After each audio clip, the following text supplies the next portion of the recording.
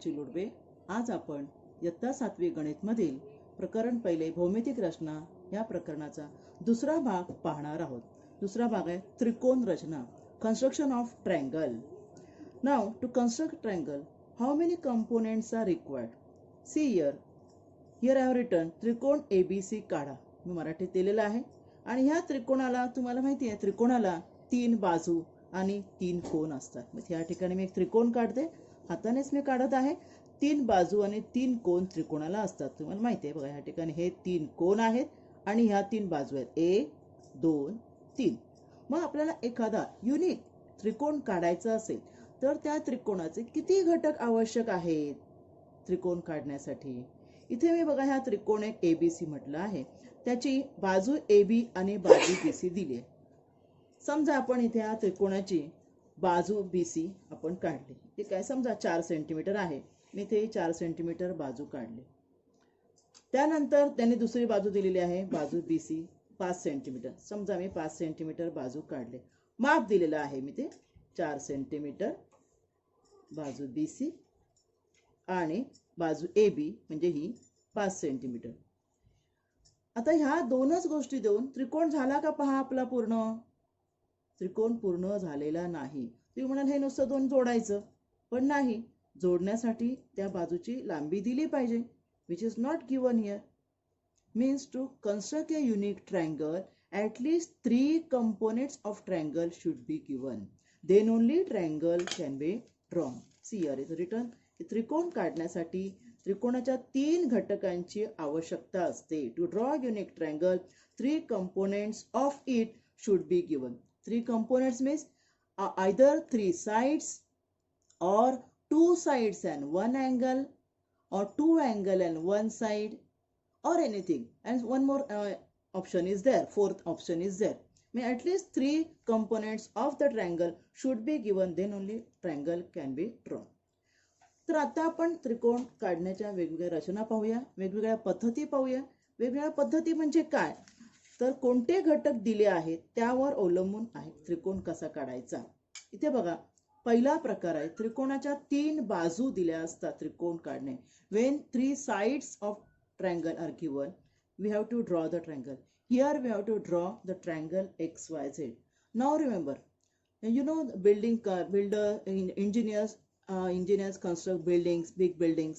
But before before constructing a building, you would have seen one paper. You will see the structure of the building. बिल्डिंगचं तुम्हाला रचना एका कागदावर पाहायला मिळते. ही building अशी असणार आहे. बिल्डर जाहिरात करण्यापूर्वी त्या रचना देतात, कशी असणार बिल्डिंगची रचना, बिल्डिंगच्या रूम कसे असणार. म्हणजे तो जो आहे तो कच्चा आराखडा असतो बिल्डिंगचा, ज्या आधारे बिल्डिंग उभारली जाते. तसंच आपल्याला इथे हा त्रिकोण XYZ काढायचा आहे, पण तो त्रिकोण काढायचा कसा यासाठी आधी आपल्याला त्रिकोणाची रफ आकृती काढणे आवश्यक आहे. त्याला म्हणतात कच्ची आकृती. Rough diagram of triangle should be draw. Now how I will draw? I know I have to draw the triangle XYZ. Okay, and here sides are given 11, 12 and 10. I have taken bigger measures so that you could see properly. मग आता इथे मी कोणती बाजू घेणार? मी सरवणार. समजा आता मी इथे आधी रफ ट्रायंगल काढत आहे, ती पण तुम्ही अशाच तिथे लांबी घ्यायची गरज नाहीये. तुम्हाला इथे दिसत असेल मी ते रफ त्रिकोण काढत आहे आणि त्या रफ त्रिकोणामध्ये सुद्धा नावं वगैरे मी देणार आहे, म्हणजे मला पक्का त्रिकोण काढण्यासाठी कळेल की कोणत्या बाजू मी कुठे घेणार. इथे मी लिहिते X, इथे मी लिहिते Y, इथे Z. मग इथे मी लांबी सुद्धा लिहिणार. ही लांबी आहे 12 सेंटीमीटर, नंतर XY 11 सेंटीमीटर आहे आणि YZ आहे, sorry YZ 12 centimetre, XY 11 centimetre, XZ म्हणजे ही बाजू आहे 10 centimetre. In such a way you have to draw first rough diagram, and with the help of rough diagram you can draw your final diagram. Now I will draw final diagram here. Can you see? Now first always you have to draw base. पाया पहिला काढायचा. इथे YZ हा पाया आहे. मला rough आकृती काढल्यामुळे फेअर आकृती कशी काढायची मला आयडिया आलेली आहे. मी पट्टीमध्ये 12 सेंटीमीटर एवढं अंतर घेणार आहे आणि प्रथम पाया काढणार आहे.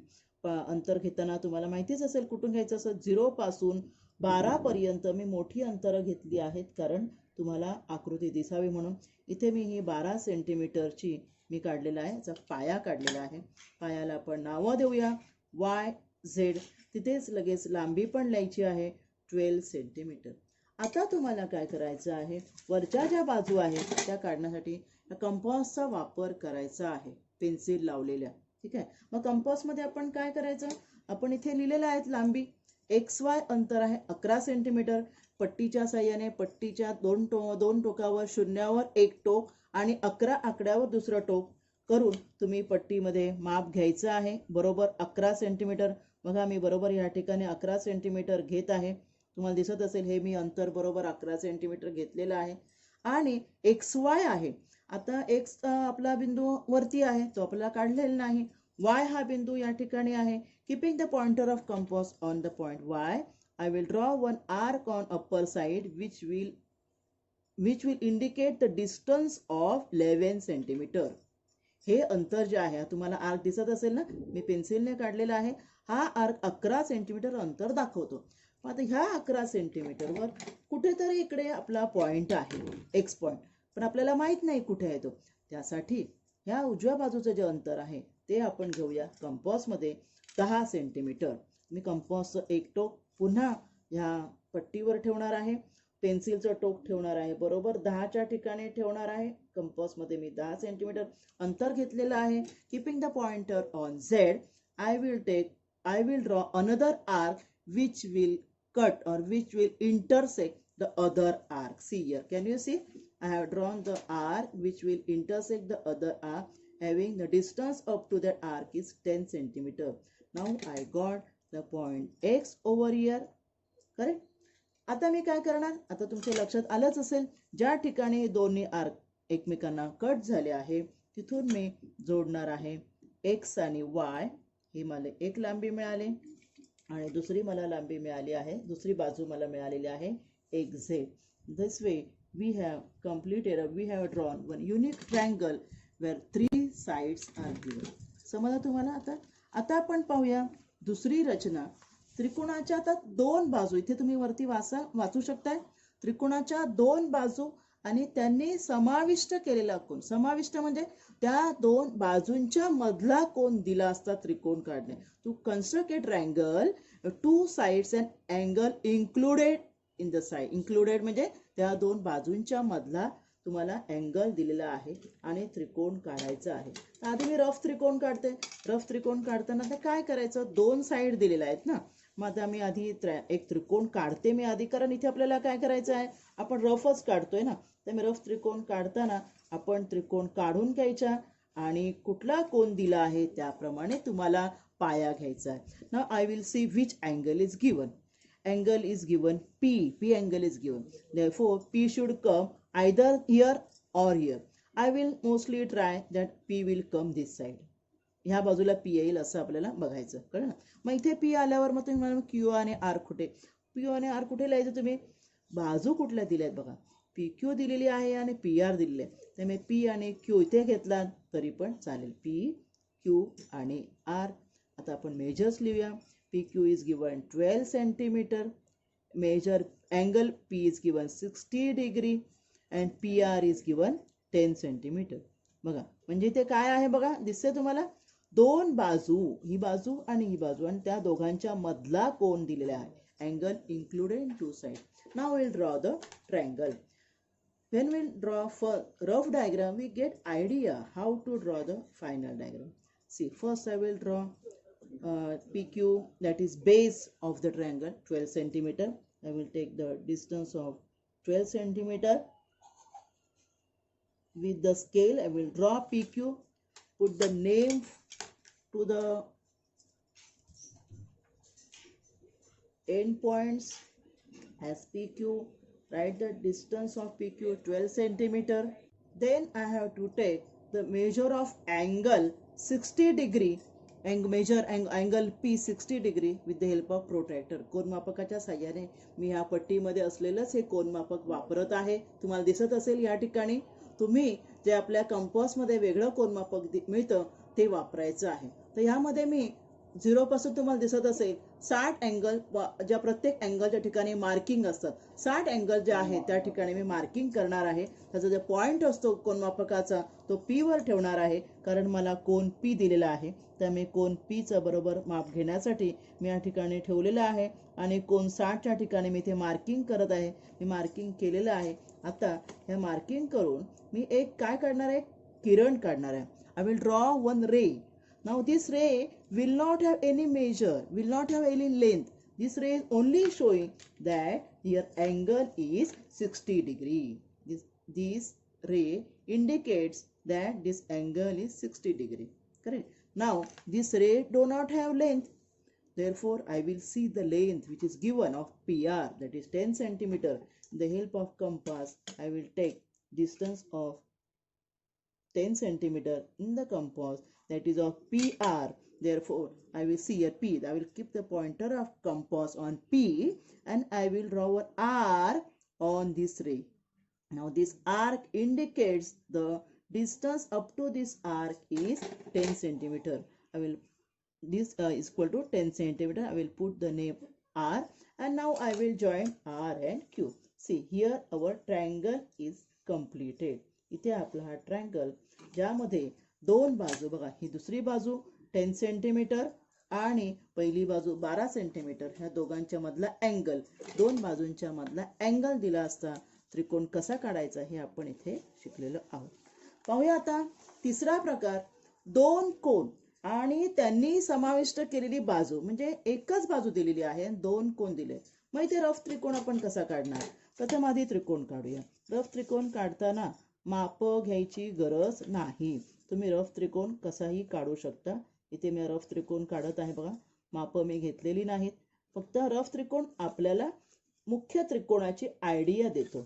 ते मी नाव आपल्याला जे मी ठरवलं आहे ते नाव देणार आहे. हा ओके, नाव देताना आधी बघायचं बाजू कुठली दिलेली आहे. ती बाजू आपल्याला दिलेली आहे YX, कारण एकच बाजू दिलेली आहे ना. तर बाजू जी दिलेली आहे ती पाया आहे. The side length of the side which side is given should be the base. Therefore, YX should come here. Y, therefore I written I will write here Z because YX should come here. No, therefore X here it will come X, here it will come Y and Z. Z वरती जाईल. मी X वरती लिहिणार होते, X नाही. तर YX आपल्याला दिलेला आहे 12 सेंटीमीटर. इथे सुद्धा तुम्ही लांबी लिहू शकता. हा, तर कोण बघायचे कोणते दिलेले आहेत ते. ZXY 3 अक्षरी नावामध्ये the मधलं अक्षर, when three letter name of angle is given, then middle letter indicates the angle. middle letter म्हणजे मधला जो अक्षर जे आहे ते कोन दाखवतो. म्हणजे हा कोन X आहे 40 डिग्री आणि हा जो कोन Y आहे तो दिला आहे तुम्हाला 70 डिग्री. बरोबर, हा मी काढला रफ त्रिकोण. आता आपण याच्या साहाय्याने फेअर त्रिकोण काढूया. XY बाजू 12 सेंटीमीटर मी माप मुद्दामच तुमच्यासाठी तुम्हाला दिसण्यासाठी मोठी घेतलेली आहे. कंपास पट्टीच्या साहाय्याने मी 12 सेंटीमीटरची एक बेस काढून घेणार आहे.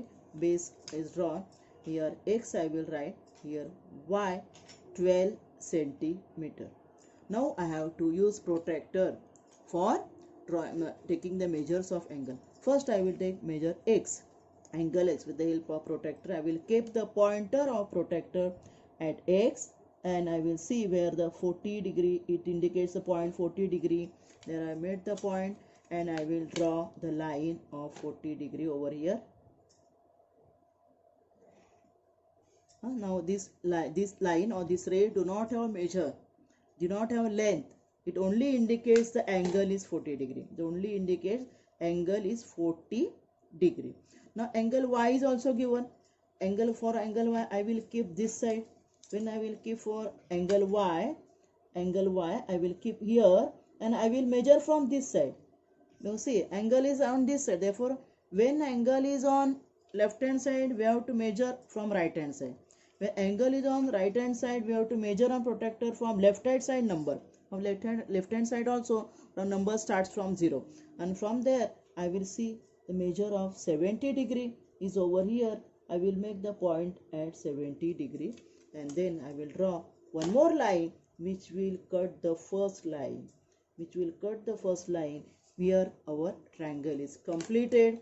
Here I will write the third point Z. It is Z. And Here this angle is 70 degree. Thus we have drawn, here only one base was given. We have drawn a triangle where two angles and one included side is given. Now fourth type is to draw right angle triangle. Now you know in right angle triangle always one angle is 90 degree. Correct? Therefore what I told in the starting, three components are required. तीन घटक आवश्यक असतात त्रिकोण काढायला. पण काटकोन त्रिकोण म्हटलं म्हणजे त्यामध्ये एक कोण काटकोन असणारच. त्यामुळे तिथे तुम्हाला ते कर्णभुजा म्हणजे एक कर्ण आणि एक बाजू दिलेली असेल काटकोन त्रिकोणाची. काढूया आपण इथे एक काटकोन त्रिकोण.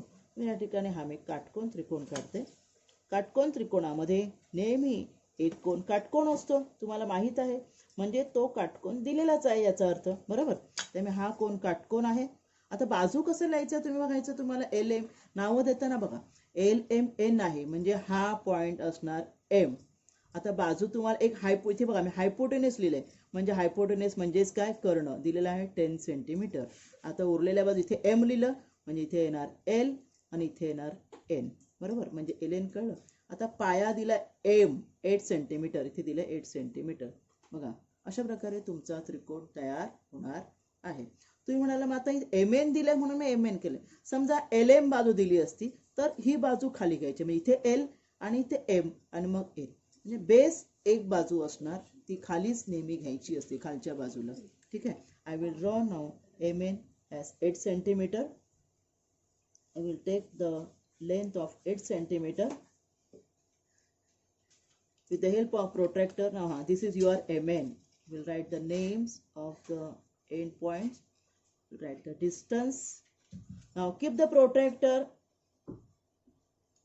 on the M point because M is 90 degree angle, na? And where 90 is there I will put the point. I will draw the line which indicates that the angle is 90 degree. This line will indicate only angle.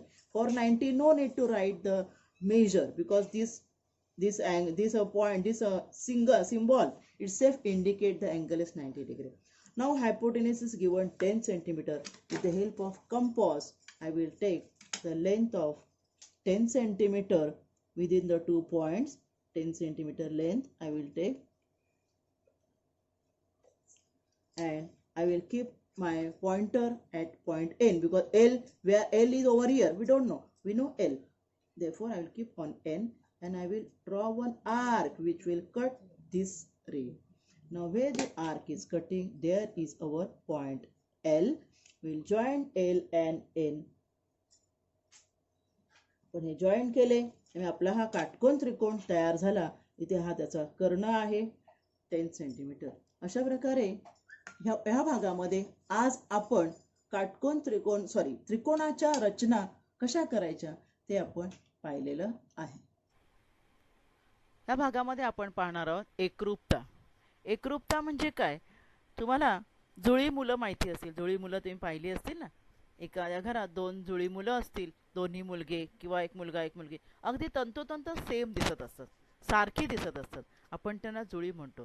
तसंच गणितातील शब्द एकरूपता, एकरूप आकृत्या.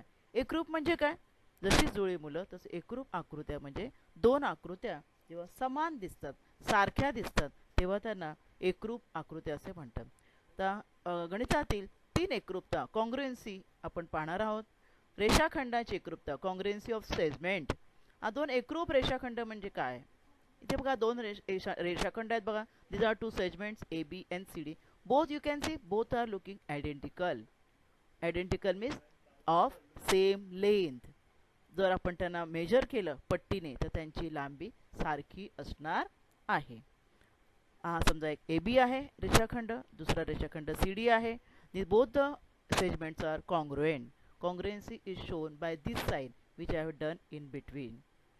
मग रेषाखंड एकरूप म्हणजे काय, जर दिलेल्या रेषाखंडांची लांबी समान असेल तर त्यांना एकरूप रेषाखंड असे म्हणतात. If given line segments are equal in length then they are called as congruent. See the another example. Here 2 segments are there, MN of 20 centimeter and PQ also of 20. Both are equal length, therefore they are congruent. As we written as segment MN is congruent to segment PQ. Third example, WX and YZ are two segments. Three markings are done on that, on both those segments, show that they are congruent. This is the congruency of. Now we'll see the congruency of angles. Means two angles having equal measure. ज्या दोन कोणांची मापे समान असतात ते दोन कोन एकरूप असतात. ह्या आकृतीमध्ये बघा दोन कोन आहेत. एक कोन ABC आहे आणि कोन DEF आहे. कोनमापकाच्या साहाय्याने मोजले असता दोन्ही कोनांची मापे समान मिळतील. Therefore, angle ABC is congruent to angle DEF. Congruency of angle is shown this way. This is another example. Two angles I have given, HGI and another angle is KJL. Both having equal measures. म्हणजे आपण कोनमापकाच्या साहाय्याने जर मोजलं तर दोघांची मापे समान मिळतील. If two angles with equal measures are congruent to each other. The congruency of circles. म्हणजे दोन एकरूप वर्तुळे. आता ह्या चित्रामध्ये बघा तुम्हाला तीन वर्तुळं दिसतात. एक लहान आहे, त्याच्यापेक्षा मोठं, त्याच्यापेक्षा मोठं. काय वेगळं दिसतं त्यांच्यामध्ये? तर त्यांच्या त्रिज्या. आपण ज्या त्रिज्येच्या साहाय्याने कंपासमध्ये अंतर घेऊन वर्तुळ काढतो त्या तिघांच्या वेगवेगळ्या दिसत आहेत. त्यामुळे ती वर्तुळं साहजिकच एकरूप नाही आहेत. पण ह्या चित्रातली वर्तुळं बघा. Circle A having a radius of 5 centimeter. Another circle B also has the radius 5 centimeter. Radii are equal, therefore they are congruent. See one more example. Both are having radii 3 centimeter. दोघांची त्रिज्या 3 centimetre आहे. त्यामुळे ही दोन्ही वर्तुळं एकरूप आहेत. मग कधी म्हणणार तुम्ही वर्तुळ एकरूप आहेत? जेव्हा वर्तुळांच्या त्रिज्या समान असतात तेव्हा ती वर्तुळे एकरूप असतात. Circles of equal radii are called as congruent circles. आणि ही जर एकरूप वर्तुळ आपण कट केली पेपरवर तर दोन्ही वर्तुळं कार्ड पेपरवर कट करा तर एकमेकांशी तंतोतंत जुळणार. बरोबर ना दोन्ही वर्तुळ. तर अशा प्रकारे पाठ आपल्याला संपलेला आहे. धन्यवाद.